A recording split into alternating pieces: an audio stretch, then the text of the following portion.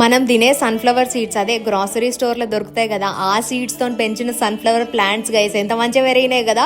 Flowers కూడా blue అయిపోయినాయి. I'm so happy. యాక్చువల్గా లాస్ట్ టైం మనము సీడ్స్ పెట్టినాం కదా, ఇవి తినే సీడ్స్, మనం తినే సీడ్స్ పెట్టినా వస్తాయి అని చెప్పేసి అంటే కొంతమంది ట్రై చేసారు కూడా, and they were like so happy, మంచిగా పెరిగినాయి అక్క, it worked out really good అని చెప్పేసి కూడా అన్నారు అనమాట.